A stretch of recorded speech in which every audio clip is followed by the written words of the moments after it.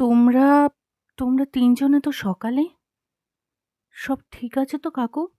বাপিদা? এ আ নম্রতা, is everything alright? Alright? কিসের alright? তোমার কি হয়েছে? এ এ এইরকম মুখের অবস্থা কেন? তোমার হাতে এগুলো কি লাগানো? তোমার কি হয়েছে? তুমি বেঁচে আছো? ফোন কোথায়? ফোন বন্ধ কেন? তোমার কি হয়েছে? এই বলতে বলতেই কান্নায় ভেঙে পড়ল নম্রতা। অবিশ্বাস্যভাবে কোনো কিছু চিন্তা না করেই পল্লবীকে চেপে জড়িয়ে ধরে একটা কথাও মেয়েটার বলতে পারছিল না।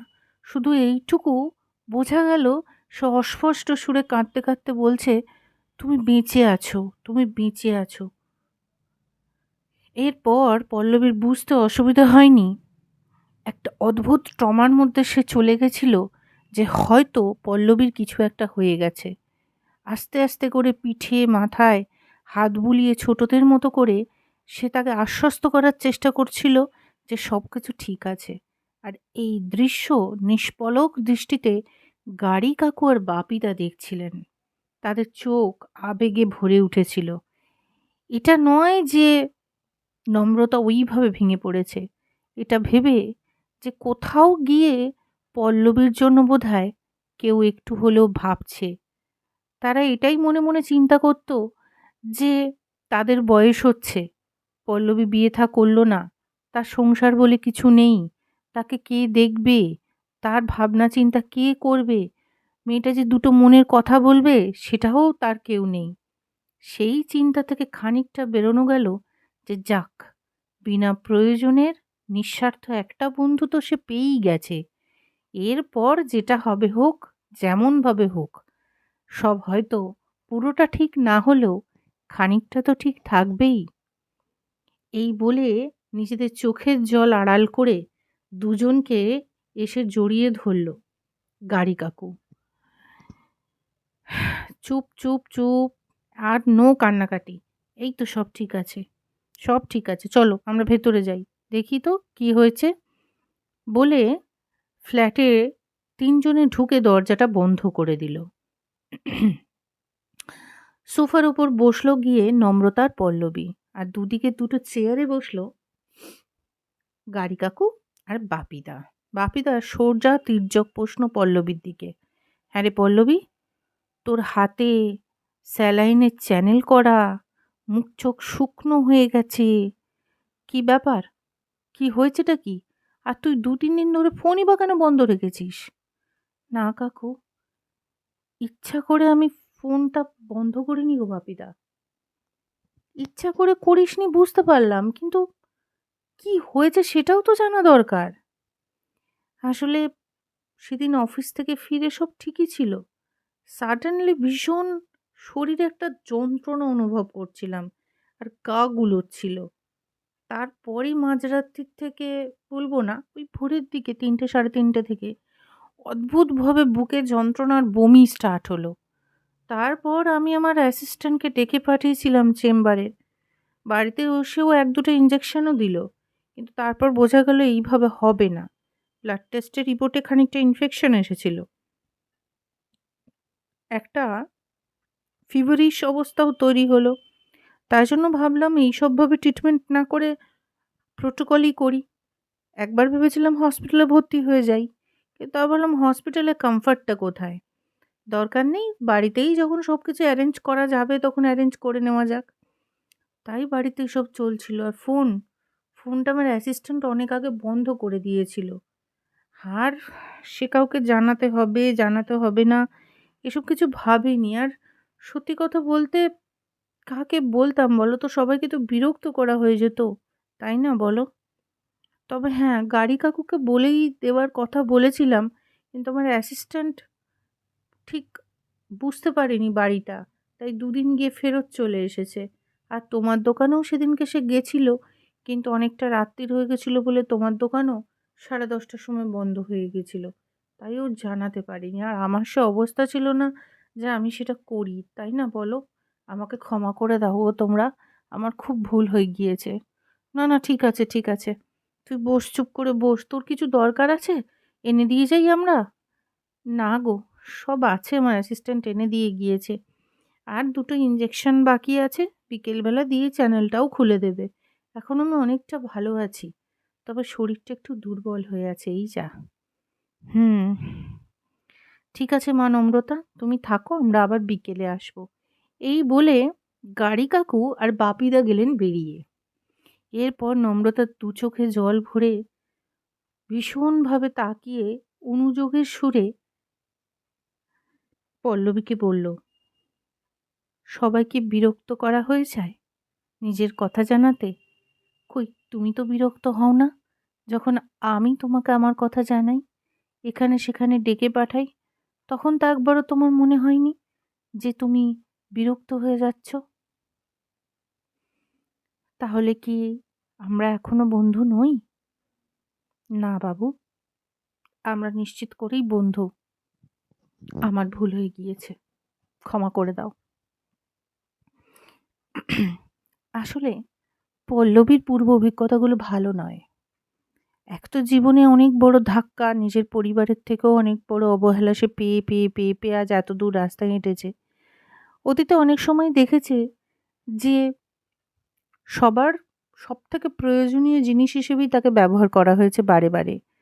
কিন্তু যখন তার দরকার হয়েছে সে একাই নিজের সঙ্গে থেকে গেছে, তার সঙ্গে কেউ থাকেনি। তাই এটাতেই প্রায় অভ্যস্ত।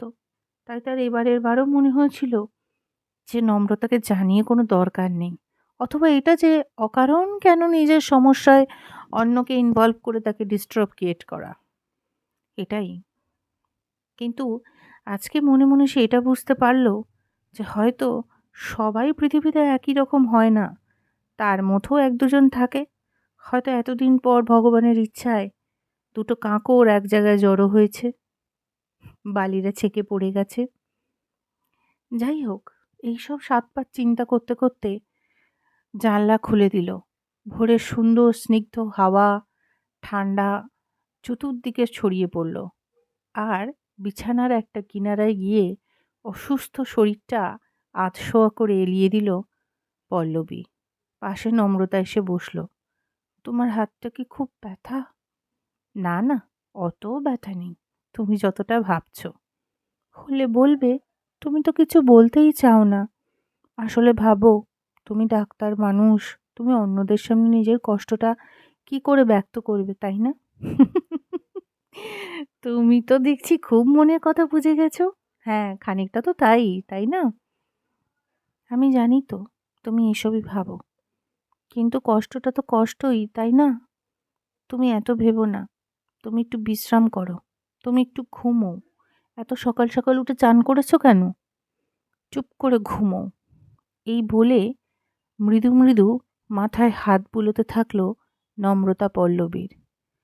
নম্রতা এই হাতের ছোঁয়ায় পল্লবীর অনেক পুরনো কথা সব মনে পড়তে শুরু করেছিল। বিশেষ করে সে মিস করছিল তার দিদাকে।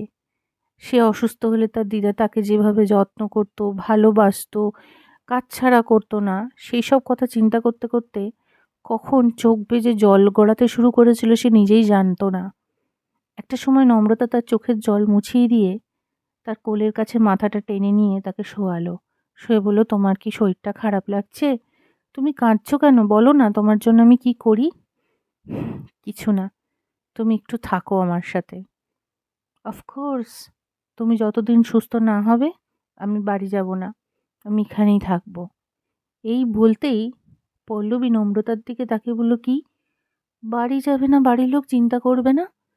আমার বাড়ির লোক এখানে থাকে থোড়ি না, ওরা তো এখানে থাকে না, ওরা কি করে জানবে? বাট ওসব কিছু না, তোমায় ভাবতে হবে না, আমি সব বলে নেব। আমি অফিসেও ছুটি নিয়ে নিয়েছি। ছুটি নিয়েছো? কদিনের? 4 দিন। হ্যাঁ, 4 দিনের ছুটি? হুম। তুমি এখন চোখ বন্ধ করে শো। অত কথা বলো না, অসুস্থ লোকেরা অত কথা বলে না। এই বলে গায়ে আলতো চাদরটা টেনে দিয়ে মাথায় আলতো আলতো করে হাত বুলোতে লাগলো। পল্লবী মন থেকে বলল না সে খুশি হয়েছে। যাক, এই একা পৃথিবীতে তার একটা তো এরকম মাথা যন্ত্রণার বন্ধু জুটলো, যাকে বোঝাতেও হয় আর বুঝতেও হয়। বাঁচা গেছে। থাক মেয়েটা 4টে দিন আমার সাথে। যা হবার হবে একটা কিছু, এত ভাবলে তো চলে না। এই বলে নিশ্চিন্তে চোখ দুটো মুড়ে দিল একটা শান্তির পরশে। মনে হলো কত বছর বোধহয় ভালো করে ঘুমোইনি। এই প্রথম কোনো একটা পাহারাদার তার ঘুমের দরজায় দাঁড়িয়ে পাহারা দিচ্ছে, আর শক্ত পাহারাদারের মতো বলছে, ভেতরে যাওয়া চিন্তাদের নিষিদ্ধ, আজ তার মালিক ঘুমোচ্ছে। এইসব ছাতপাত চিন্তা করতে করতেই আলতো মুখে হাসি ছড়িয়ে পড়ল পল্লবীর, আর সে ঘুমিয়ে পড়ল গভীর আচ্ছন্নতায়।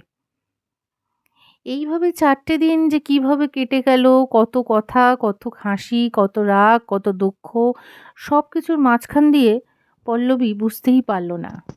4 দিন পর হয়তো নম্রতা নিজের বাড়িতে ফেরত চলে গিয়েছিল, নিজের কাজে ফেরত চলে গিয়েছিল। কিন্তু পল্লবীর এইভাবেই তার জীবনটা যে একটা নতুন করে রিসাইকেল নিচ্ছিল, পল্লবী এটা বুঝতেই পারেনি কবেই সেটা হয়েছে। আর এইভাবেই দুজনের মধ্যে দেখা, আলাপচারিতা একটু একটু করে বাড়তে শুরু করেছিল। এখন থেকে আর উইকেন্ড টুইকেন্ড নয়, মাঝে মাঝেই নম্রতা যেটা করত, অফিস শেষ করে আর বাড়ি ফিরতো না, পল্লবীর ফ্ল্যাটে চলে আসতো। দুজন রাত্রিরে একসাথে ডিনার করা, রান্না করা, বাজার করা, গঙ্গার ঘাটে বসা, এইভাবেই একটা অন্য জীবনের পথে পা বাড়িয়ে দিয়েছিল দুজন। কোথার থেকে যেন ভীষণ ফ্রাস্ট্রেশনের সময় যখন নম্রতা ভীষণ চিৎকার চেঁচামেচি করে পল্লবীর কাছে নিজের রাগ, দুঃখ, ক্ষোভ, প্রফেশনাল প্রবলেম সবকিছু প্রকাশ করত, পল্লবী চুপ করে তার কথাগুলো শুনতো। যখন মেয়েটা হাঁপিয়ে গিয়ে চুপ করে বসে পড়তো, পল্লবী একটা কথাই বলতো, ঠিক আছে, সব ঠিক আছে, আর সব ঠিকও হয়ে যাবে, আমি জানি। ব্যাস, এই একটাই কথা নম্রতার জন্য যথেষ্ট। সে আদুরে গলায় গলা জড়িয়ে নম্রতা পল্লবীকে বলতো, তুমি তো কখনো আমার ওপর রাগ করো না। আমি যে এত জোর চিৎকার করে তোমার কানের সামনে কানের পর্দা ফাটানোর মতো করে বলি, তুমি তো কখনো বিরক্ত হও না। বিরক্ত? দেখো, সম্পর্ক মানে তো শুধু এটা নয় যে ভালো সময়গুলো আমরা একজন অন্যজনের সঙ্গে থাকবো, ভালো কথা, অ্যাডভাইস, এগুলোই শুধু শুনবো। মাঝে মাঝে তো ক্রাইসিস, বিরক্তিকর সময়, অসহ্যতার সময়গুলোতেও সঙ্গে থাকতে হয়। আর না পারা কথাগুলো তুমি কাকে বলতে বলো তো? আমাকেই তো বলবে। তাই আমার তো বিরক্ত হওয়াটা মানায় না, তাই না? নম্রতা অবাক হয়ে পল্লবীর কথাগুলো শুনতো, আর এটাই চিন্তা করতো, এই কথা তো কোনো দিন সে কারোর মুখে শোনেনি। তার অসহ্যতা, তার বিরক্তি, তার ক্রাইসিস, তার ইনসিকিউরিটি সবকিছুই সে বোঝাতে চেষ্টা করত একটা সময় সাগ্নিককে। সেও কখনো বোঝেনি। কিছুটা ভয় পেয়ে নিজের বাড়ির লোকের কাছেও সে প্রকাশ করতে পারেনি, কারণ তার প্রফেশনটা সে নিজে বেছে নিয়েছিল বাবা মার ইচ্ছার বিরুদ্ধে গিয়ে। আর যদি সেই প্রফেশনটাকে বলে খারাপ, সেখানে যদি হাজারটা খুঁত দেখায়, তাহলে দোষটা তো তারই হবে। কিন্তু এই মানুষটার কাছে সবকিছু খুব সমান্তরাল। সবকিছু এমন একটা জায়গায় যেখানে গিয়ে কোনো জাস্টিসের জায়গা নেই, যেখানে কোনো অন্যভাবে ভাবার জায়গা নেই, যেখানে তাকে নিয়ে ওজন করে নিত্যি পাল্লায় দেখা হবে না সে কতটা পারফেক্ট, কতটা ইমপারফেক্ট। ব্যাস, মন দিয়ে ভালোবাসতে আর স্নেহ দিয়ে মুড়িয়ে রাখতেই যেন এই মানুষটা শিখে রেখেছে। এই কথাই ভাবতো সব সময় নম্রতা।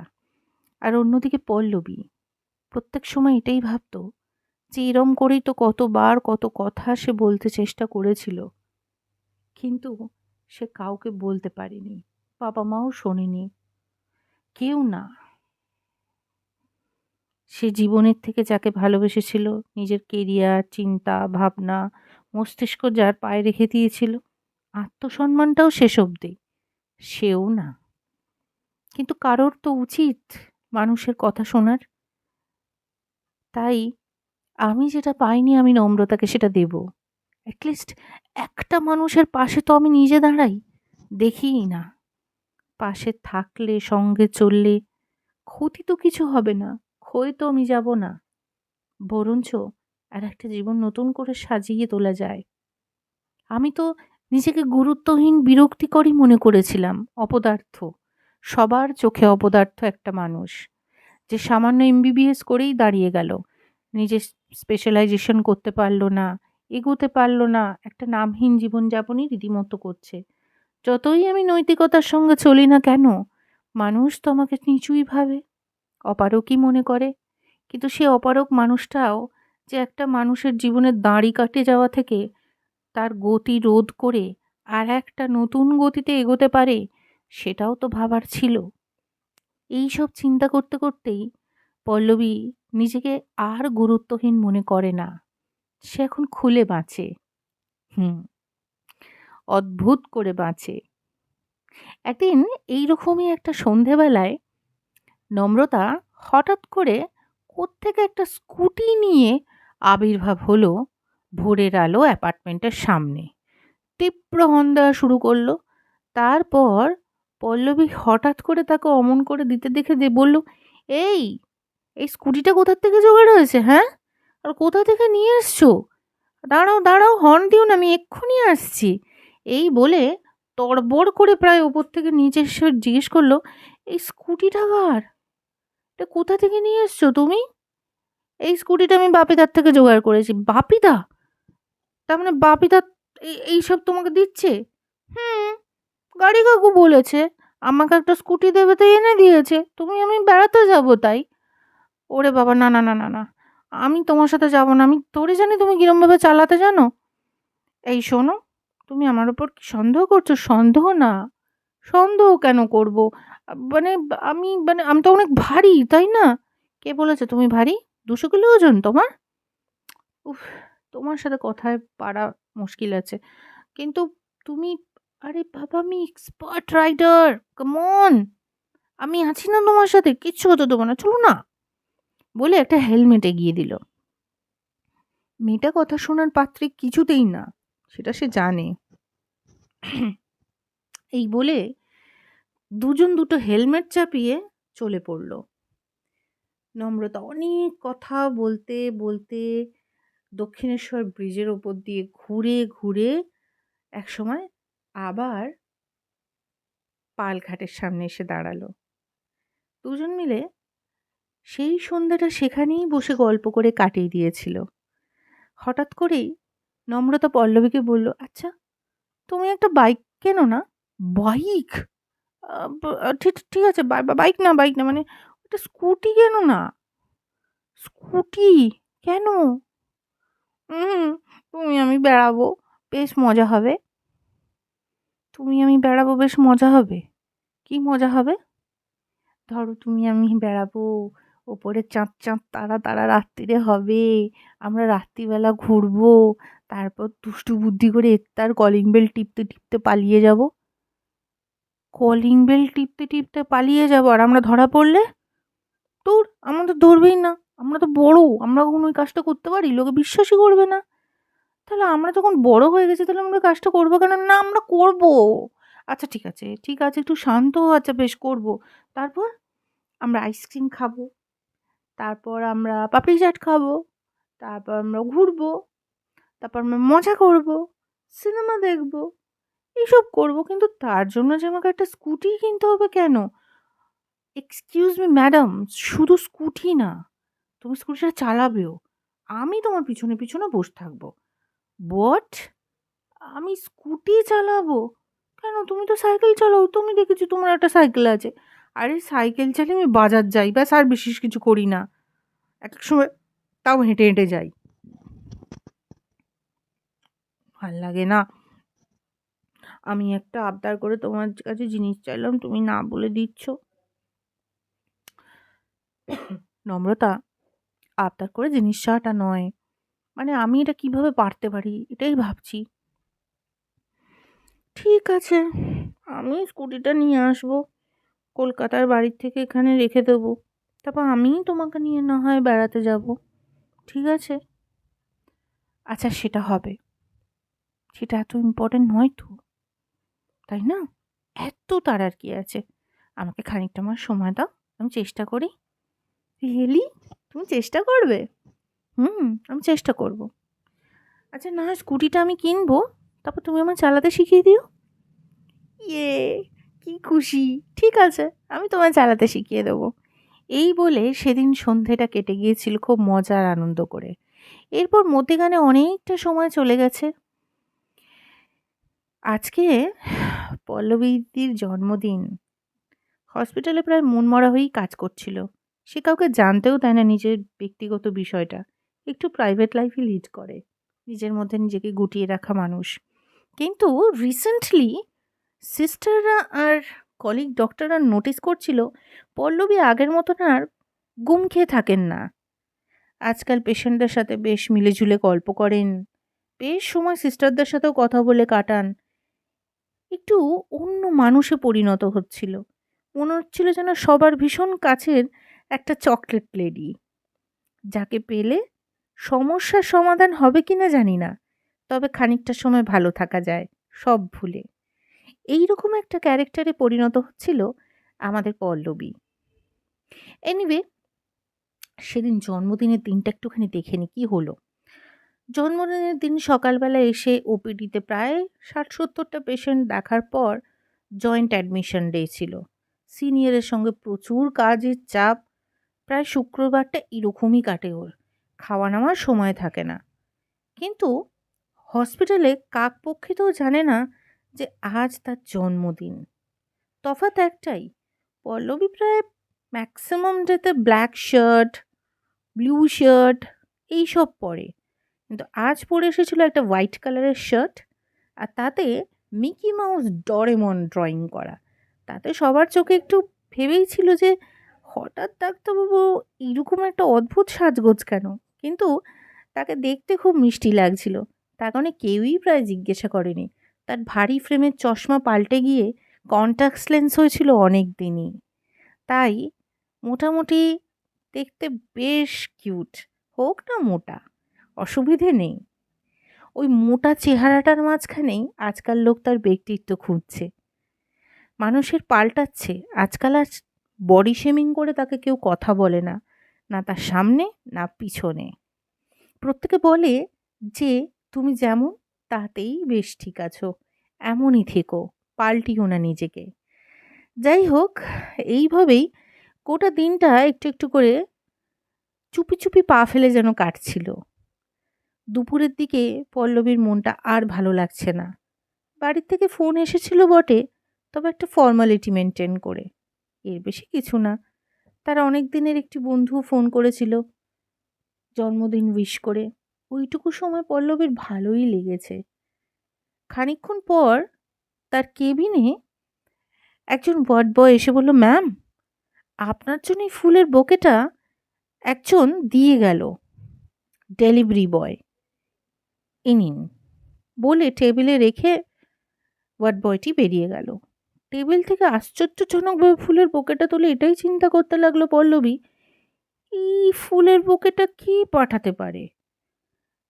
আর কিছু না ভেবে তলে একটা ছোট্ট কার্ড, হ্যাপি বার্থডে, খুব ভালো থেকো। বুঝতেই পারলো না এই কার্ডটা, এই ফুলটা কে পাঠাতে পারে। যাই হোক, যেই পাঠাক, আর বেশি ভেবে কীই বা লাভ, বলে রেখে দিয়ে ফুলগুলো ধরে ধরে দেখতে লাগলো। বেশ মিষ্টি লাগছে গোলাপগুলো, হোয়াইট কালারের। তারপর কার্ডটা সযত্নে ড্রয়ারে ঢুকিয়ে উঠতেই যাবে কি না, আবার একজন ওয়ার্ড বয় দরজা ঠেলে ঢুকে বলল, ম্যাম, এই দেখুন, আপনার আর একটা ফুলের বুকে এসেছে। এইবার পল্লবী আশ্চর্য হয়ে বলল, আবার একটা ফুলের বুকে, এটাকে দিল? আর একটা ডেলিভারি বয় এসেছিল ম্যাম, আবার একটা ডেলিভারি বয় এসেছিল। হুম, আচ্ছা, তুমি দাও, তুমি যাও। বলে আবার সেটা রেখে দেখলো ফুটন্ত একটা সূর্যমুখী ফুলের 4টে ফুল দিয়ে তৈরি করা একটা ছোট্ট কিউট বোকে। তাতেও একটা ছোট্ট সেম সাইজের কার্ড। তাতে লেখা, তুমি না বললেও আমি জানি, আজকের দিনে ঈশ্বর কৃতজ্ঞ করেছিলেন আমায় তোমায় জন্ম দিয়ে। এইবার পল্লবীর কপালে ভাঁজ পড়ল। এরকম অদ্ভুত লেখা, কি লিখছে চিন্তা করে পাচ্ছিল না, কোনোভাবেই মাথাটা সেট করছিল না যে এটা কী করতে পারে এরমভাবে। মিনিট 10 পর দরজা ঠেলে একজন সিস্টার একগাল হাসি হেসে বলল, ম্যাডাম, কে পাঠাচ্ছে আপনাকে এই বোকেটা? এই দেখুন, আর একটা বোকে এসেছে। এইবার পল্লবী আর মাথা খারাপ হয়ে গিয়ে বলল, আবার এটা কে পাঠালো? লিলি ফুলের বোকে? তা তো জানি না ম্যাডাম। সেই বোকেটাও বেশ মিষ্টি, সুন্দর, কিউট একটা বোকে। সেটাকেও রেখে দিয়ে তার থেকে একটা ছোট্ট কার্ড বেরোলো।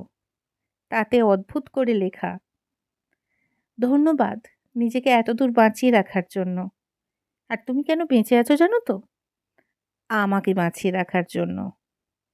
পল্লবী এবার ভাবলো, এটা কোনো পেশেন্ট বা পেশেন্ট পার্টি, না তার জীবনে তো এমন মানুষ কেউ কি আছে যে এইভাবে সারপ্রাইজ তাকে করতে পারে? কিছু বুঝলো না। এই বলে সেই সিস্টারের সঙ্গে একটু সন্দেহ দৃষ্টি দিয়ে করিডোরে হাঁটতে শুরু করেছিল সে। করিডোর দিয়ে হাঁটতে হাঁটতে এক অবাক দৃশ্য। করিডোর যেখানে শেষ হয় সেখানে ক্যান্টিনের রাস্তা। সেখানে কে বা কারা যেন হঠাৎ করে একটা টেবিলকে খুব সুন্দর করে সাজিয়ে তাতে একটা মিকি মাউস শেপের কেক বসিয়েছে, আর তাতে মোমবাতি দিয়ে সাজানো। সবাই মিষ্টি মিষ্টি করে হেসে বলল, ডক্টর, আপনার আজ জন্মদিন, আসুন, কেক কাটতে হবে যে। পল্লবী রীতিমতন অবাক হয়ে সবার দিকে তাকিয়ে বলল, আপনারা কিভাবে জানেন? তখন বলছে, সবাই হাঁ করে পল্লবীর দিকে তাকিয়ে বলল, ডক্টর, আপনি যতই লুকোতে চান, আপনার সব কিছু তো লুকোনো যাবে না, না? ঢেঁড়া পিটিয়ে বলার লোক হয়েছে যে আপনার লাইফে। ঠেঁড়া পিটিয়ে বলার লোক সেটা কে? ওই যে। চোখ গেল একটা দূরবর্তী কর্নারে রাখা একটা ছোট্ট পায়েসের বাটির দিকে। আর সেই পায়েসের বাটিটা হাতে করে এগিয়ে আসছে তার সব থেকে পরিচিত, সব থেকে নিজের মানুষ, নম্রতা। নম্রতাকে দেখে পল্লবী নিজের আবেগ ধরে রাখতে পারেনি সেদিন। ছুটে গিয়ে নম্রতার সামনে দাঁড়িয়ে বলল, তুমি তুমি এসব করেছো? হ্যাঁ। করব না বলছো? না, আমি মানে, এ কি গো, জন্মদিনের দিন চোখে জল কেন? ছি ছি ছি, তুমি কষ্ট পাচ্ছ? তুমি কি রেগে গেলে আমার ওপর? না, না গো, না গো, না, রেগে যাইনি। তাহলে তাহলে এরকম কেন? আসলে আমার জন্মদিনটা তো এইভাবে কোনোদিন কেউ সেলিব্রেট করেনি, তাই না? আর সবাই ভাবে প্রফেশনাল জায়গায় এসব হলে বোধহয় মান খাটো হয়ে যায়, তাই এভাবে কেউ সেলিব্রেট করে না। সবাই চুপি চুপি করেছে এর আগে। ওরা ভালোবাসতে জানে না, তাই চুপি চুপি। তুমি আমার বেস্ট ফ্রেন্ড, তাই তোমাকে আমি ভালোবাসবো, আর সেই ভালোবাসার অভিব্যক্তিটা সবার জানবে না, সেটা চুপি চুপি হবে কেন? একদমই তাই হবে না। আর আমি সত্যি ঈশ্বরের কাছে কৃতজ্ঞ যে তিনি তোমাকে জন্ম দিয়েছেন। আর আমি তোমার কাছে কৃতজ্ঞ যে তুমি এত দূর নিজেকে বাঁচিয়ে রেখেছো, আর আমাকে বাঁচিয়ে আমার জীবন ফেরত দিয়েছো বলে। তুমি খুব ভালো একটা মানুষ, খুব মিষ্টি একটা মেয়ে। তোমার এর আগে কেউ বলেনি? পল্লবী কোনো কথাই বলতে পারল না, চোখ থেকে ঝরঝর করে জল বেরিয়ে এলো। এটা কষ্টের নয়, আনন্দ অশ্রু। সমস্ত সিস্টাররা এবার এগিয়ে এসে ডক্টর পল্লবী হাত ধরে বললেন, ডক্টর, আপনি অনেক একা কাটিয়ে ফেলেছেন। এই যে এত সুন্দর একটা মিষ্টি বন্ধু হয়েছে, সে যে আপনাকে এত ভালোবাসে, আপনি যে তাকে এত স্নেহ করেন, তা তো ঈশ্বরেরই ইচ্ছায়। এটা নিয়ে সবাই পায় না। আজ যে আপনি পেয়েছেন, আপনার সেরা জন্মদিনের গিফট ভগবান আজ দিয়ে দিলেন আপনাকে। Happy birthday doctor. Thank you sister. এই বলে পল্লবী সবাইকে সাইড হাগ করল। দৃশ্যটা এত মনমোহক ছিল যে ভাবার বাইরে। এক চামচ পায়েস নিয়ে প্রথম মুখে তুলে দিল নম্রতা পল্লবীর। এই জীবনে বোধহয় তার সম্পূর্ণ পূর্ণতা পেল। সে তার জীবনে বেঁচে থাকার কারণটা আবার খুঁজে পেয়েছিল।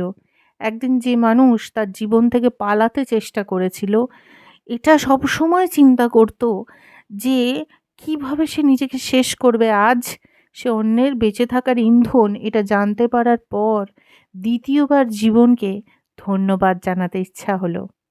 হ্যাঁ, পল্লবী তার জীবনে সেটা পেয়ে গিয়েছিল যেটা হয়তো প্রতিটা মানুষ আমরা খুঁজি, একটা নিশ্চিন্ত আশ্রয়, যেখানে দাঁড়িয়ে তাকে জাজমেন্টালি কেউ নেবে না, তাকে দূরে ঠেলে দেওয়া হবে না, ঠকানো হবে না, তাকে ব্যবহারের পাত্রী তৈরি করা হবে না। সেখানে বেঁচে থাকতে গেলে কোনো দেওয়া নেওয়ার হিসেব করতে লাগবে না। হ্যাঁ, এরকমই কিছু আমরা প্রত্যেকেই চাই। হয়তো পাই না, হয়তোবা পাই, অথবা পেয়েও হারাই। কিন্তু পল্লবী নিজের মনে মনে ঠিক করে নিয়েছিল, সে এবার নম্রতাকে নিজের সন্তানের মতো করে ভালোবাসবে। সে শুধু তার বন্ধু নয়, তার বেঁচে থাকার অবলম্বনও নিশ্চয়ই। আর একবার জীবনটা ঈশ্বর যখন রিজুভিনেট করার সুযোগ দিয়েছে, এই সুযোগটা সে আর ছাড়বে না। পৃথিবীর কোনো কারণেই সে আর নিজেকে পাল্টাবে না, এবং পাল্টাতেও দেবে না। কোনো কষ্ট, কোনো দুঃখ, কোনো যন্ত্রণা সে নম্রতাকে আর ছুঁতে দেবে না। পৃথিবীর কোনো শক্তি এমন নেই যে নম্রতার জীবনে আর একবার প্রলয় তৈরি করে। তার কারণ পল্লবী নিজেকে মনে মনে ভেবেই নিয়েছে, নম্রতার জীবনের শক্ত দেওয়ালটাই সে নিজেকে গড়ে তুলবে। এমন একটা জীবন নিয়ে কী লাভ যে জীবনটা নিয়ে সে অন্য কারোর সঙ্গে থাকতে পারেনি, পাশে দাঁড়াতে পারেনি, বিপদ থেকে তাকে মুক্ত করতে পারেনি, প্রতিবাদ করতে পারেনি তার হয়ে। না, এবার সে সবটাই করবে। নিজের জন্য বাঁচা আর বেঁচে থেকে চলে যাওয়া, এর মধ্যে কোনো দাম নেই, যতক্ষণ না সেই জীবন অন্যের হয়, অন্যের কাজে লাগে, তাই না?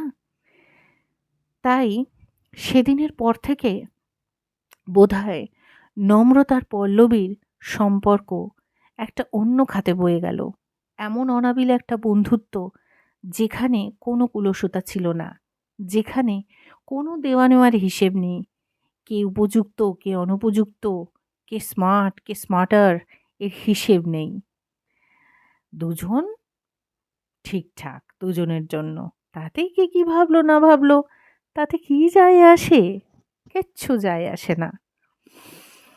এইসব চিন্তা করতে করতেই আবার আমরা ফেরত যাই পালঘাটে, যেখানে আজকে ডক্টর পল্লবী সেই পিঙ্ক কালারের স্কুটিটা সাইড করে রেখে একটা গঙ্গার ধারের চেয়ারে বসেছিল।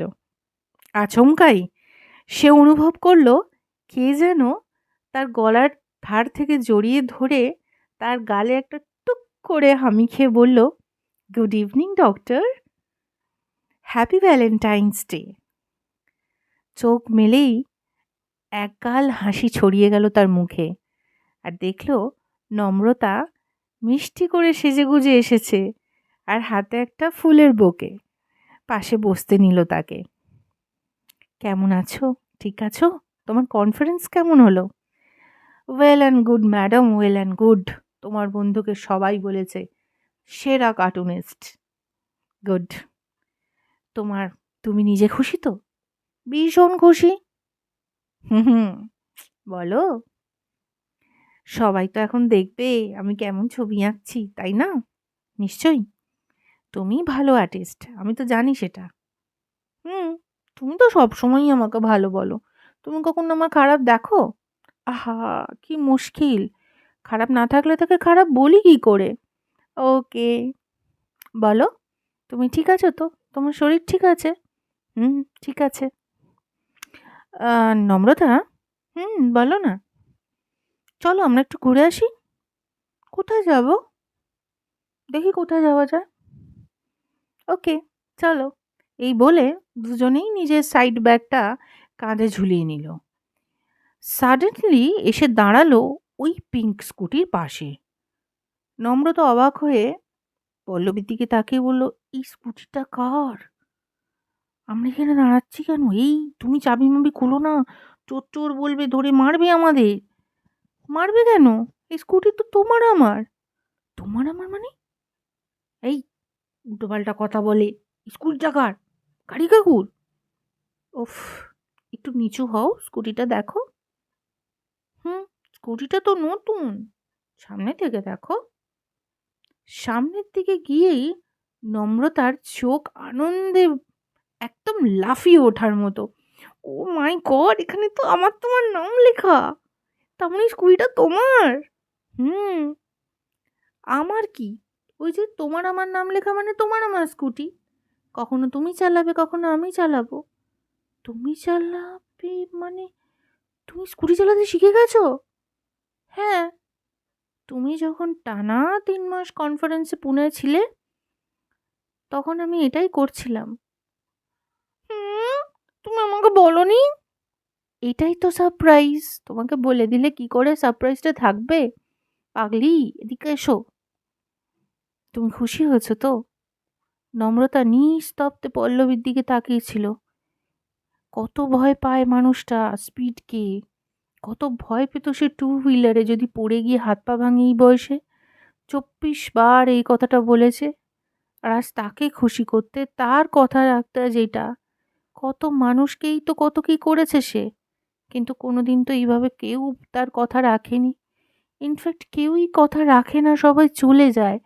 কিন্তু পল্লবী, পল্লবী সবচেয়ে আলাদা, সবচেয়ে সেরা। তার দেখা তার পৃথিবীতে সব থেকে সেরা মানুষ সে। সে তার মধ্যে তার বাবা, মা, দিদি, বন্ধু সব্বাইকে পেয়ে যায়। এক কথায় একটা কম্বো প্যাক। এই বলেই নম্রতা নিজের আবেগ না ধরে রাখতে পেরেই পল্লবীকে জড়িয়ে ধরে চেপে একটা টাইট হাগ দিয়ে বলল, থ্যাংক ইউ মাই ডিয়ার। তোমার মতো করে আমাকে বোধহয় কেউ কিছু দিতেই পারবে না। কেন? এই স্কুটিটা এত দামি নাকি থরি? উহুম, স্কুটিটা না, তুমি যে আমার কথা ভেবে ভেবে এতটা কিছু করতেও পারো, এটাই তো অনেক। কজন পারে বলো তো, বাবা মা ছাড়া? কেউ করে না। চলো, আমাকে রাইড দাও। তুমি চালাবে না? এই তো বললে তুমি চালাবে। এখন আমি কেন চালাবো? এত বছর তোমাকে নিয়ে আমি চলছি। আজকে আমি তোমার পিঠে বসে বিক্রম বেতালের মতো করে চলবো। যেখানে বলবো তুমি নিয়ে যাবে, যেটা খাওয়াতে বলবো খাওয়াবে। That's all. আমি আর কোনো কথাই শুনবো না। চলো না! এই বলে ধাক্কা মারতে মারতে পল্লবীকে রীতিমতন রাইডটা দিতে বাধ্য করলো নম্রতা। হুম। প্রায় সারাটা বিকেল দুষ্টু বুদ্ধি এদিক ওদিক যাওয়া যাই করে বেশ ক্লান্ত হয়ে গেল নম্রতা আর পল্লবী। নম্রতা এইবার পল্লবীর দিকে তাকিয়ে বলল, আমাদের কি একটু প্যাকিং করতে হবে পল্লবী। প্যাকিং? কেন? ও মা, আমি তোমায় বললাম না তোমায় 2 দিন ছুটি নিতে হবে? হ্যাঁ, আজ তো আমার নর্মাল ডে অফ, আর এক্সট্রা 2 দিন তুমি আমার ছুটি নিতে বলেছো, নিয়েছি তো। কিন্তু প্যাকিং করবো কেন? সারপ্রাইজ। তুমি আমার সাথে যাচ্ছ, তোমাকে আমি চুরি করে এখান থেকে নিয়ে যাব, তাই। ওকে, চুরি করে নিয়ে যাচ্ছ সব ঠিক আছে, বাট আমরা যাচ্ছিটা কোথায়? ক্রমশ প্রকাশ্য ম্যাডাম। সব সময় সারপ্রাইজ মানে সারপ্রাইজ। এই যে তুমি এটা করেছো, আমাকে বলেছো? বলনি তো, তার মানে কি? এটা একটা সারপ্রাইজ। তো এটাও সারপ্রাইজ, তোমাকে বলা যাবে না। চলো না। হুম হুম, যাচ্ছি, কিন্তু কাল শিবরাত্রি, তোমার মনে আছে তো? জানি তো। আমরা শিবের মাথায় জল ঢালবো একটা বিশেষ শিবলিঙ্গে, ঠিক আছে? তাই জন্যই তো তোমাকে নিয়ে যাচ্ছি এখান থেকে। আচ্ছা আচ্ছা, সেটাই বলো। ঠিক আছে, চলো। আজকে আমরা তাড়াতাড়ি বাড়ি ফিরে প্যাকিং করে নিই তাহলে। অনেক দূর কি? না না, বেশি দূর না, আমরা তো চলে আসবো 2 দিন পরই। হুম হুম, ঠিক আছে ঠিক আছে, চলো। এই বলে তারা স্কুটি ঘোরালো বাড়ির উদ্দেশ্যে। যা ভাবা তাই কাজ। তড়িঘড়ি অল্প কিছু জিনিসের সঙ্গে প্যাকিং করে নম্রতা আর পল্লবী সেই রাত্রিরে মনের আনন্দে ঘুমিয়ে পড়ল পরের দিন সকালের অপেক্ষায়।